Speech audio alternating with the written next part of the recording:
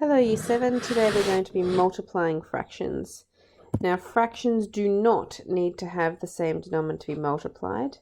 To multiply fractions you simply multiply the numerators together and multiply the denominators together.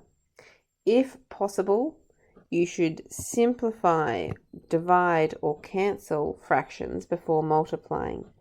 Cancelling can be done vertically or diagonally, but it can never be done horizontally. A whole number can be written as a fraction with a denominator of 1, and that's going to come in handy. Of, multiply or times, lots of, and product all refer to the same mathematical operation, which is multiplication. Mixed numerals must be changed to improper fractions before multiplying, and your final answers must always be written in their simplest form. Okay, so with that in mind, let's have a look at our examples. So the first question says we want 2/3 of 15 bananas. So in the text above, it said the word of means times. So we're going to rewrite that as 2 over 3. The of changes into a multiplication sign. And we want to multiply that by 15. Now we also just read that any whole number can be written with a denominator of 1. So let's do that, 15 over 1.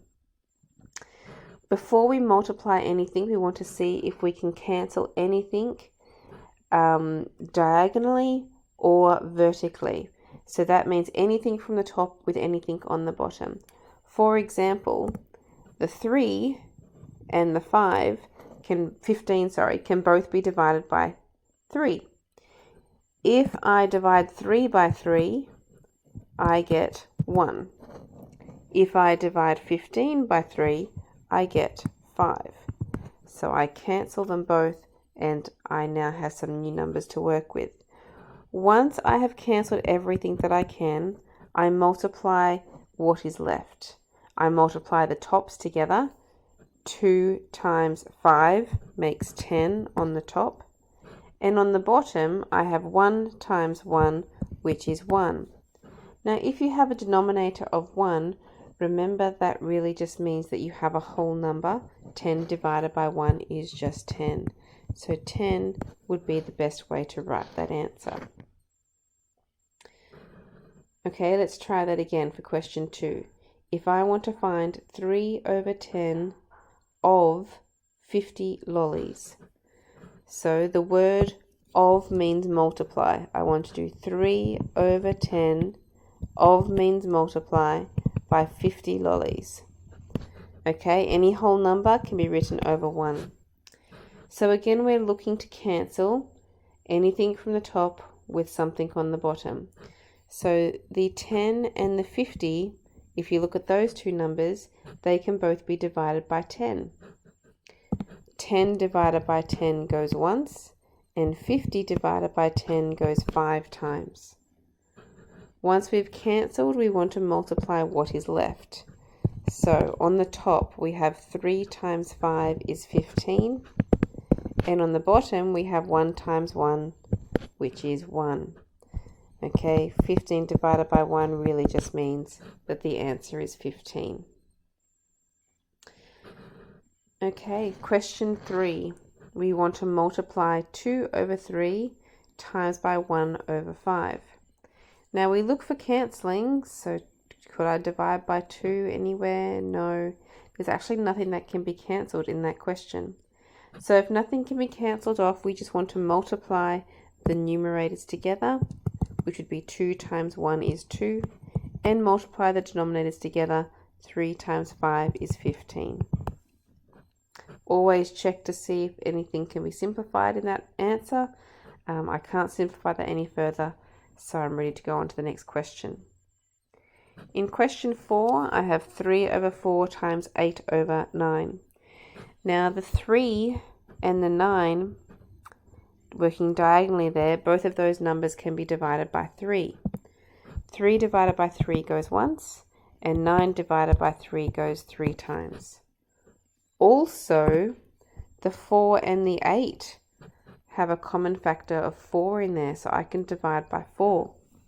4 divided by 4 goes once, and 8 divided by 4 goes twice. Okay, so there's lots of cancelling in there.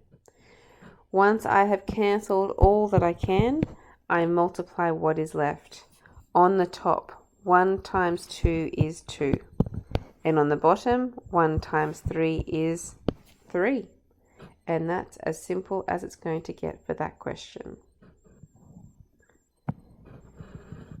Question 5. I want to find 4/8 of 3/6. Now the word of means times, so 4/8 times by 3/6. Then we want to look for cancelling, anywhere from the top with something on the bottom. So for example, the 4 and the 6 can be divided by 2, giving me 2 on the top here, and 6 divided by 2 is 3. Now remember I said that you can cancel anywhere, top and bottom, so I could even cancel the 2 with the 8.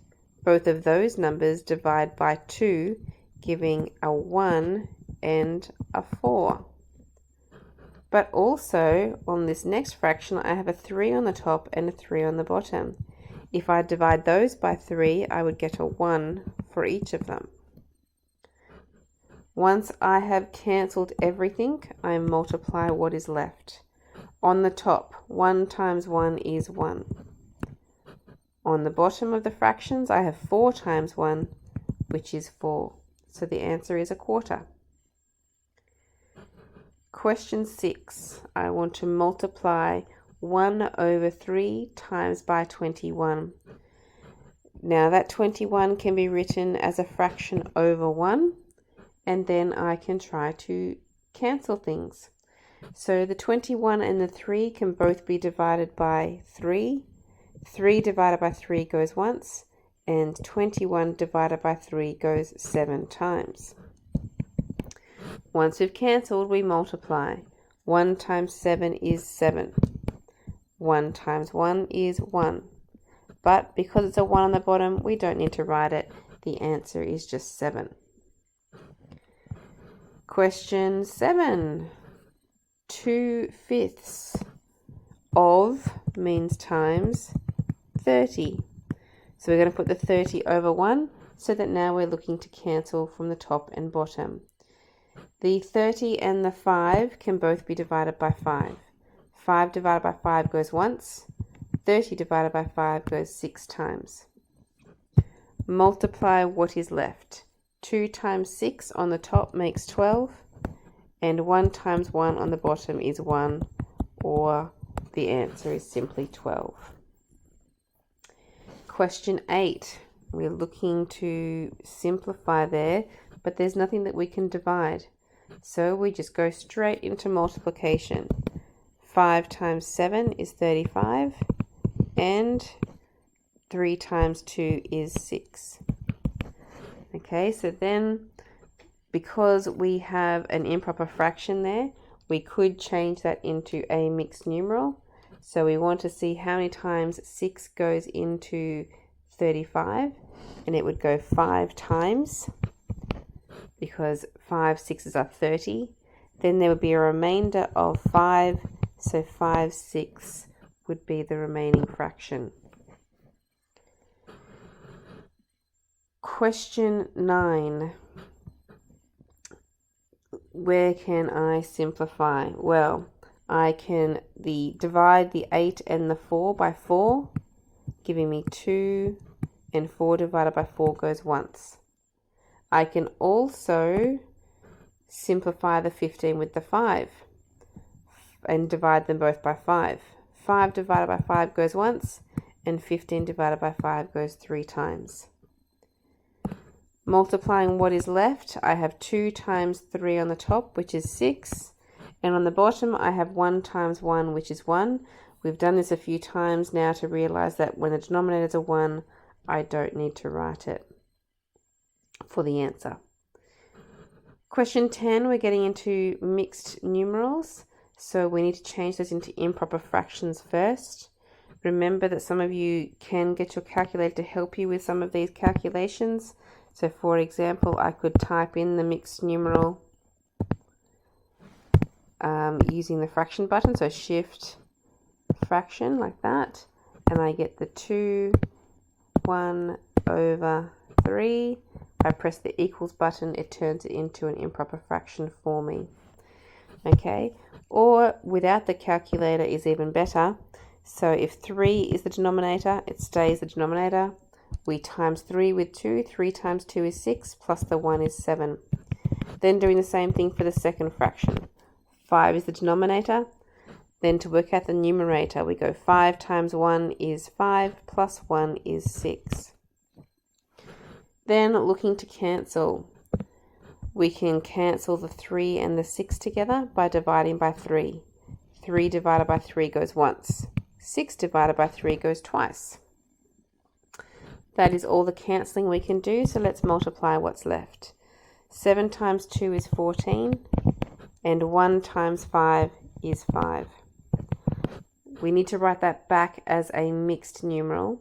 So 14 divides by 5 twice, with a remainder of 4 out of 5. And again, you could get your calculator to help you with that. You could type in the 14 over 5, and if you wanted to change it into a mixed numeral for you, you press shift and then the SD button and it will change it for you. Question 11, last question here. Change those into improper fractions. So the 4 on the bottom will stay on the bottom. We times the 4 with the 6. 6 4s are 24, plus the 1 on top makes 25. Then we do the same for the second fraction. 5 is the denominator. 5 times 2 is 10, plus 2 more makes 12. Now we can do some cancelling. The 25 and the 5 divides by 5. 25 divided by 5 goes 5 times, and 5 divided by 5 goes once. The 4 and the 12 can both be divided by 4. 4 divided by 4 goes once, and 12 divided by 4 goes 3 times. Once everything is cancelled, we multiply what is left. On the top, 5 times 3 is 15. And on the bottom, 1 times 1 is 1. So we could write over 1, but it's better to leave it off. And that's it.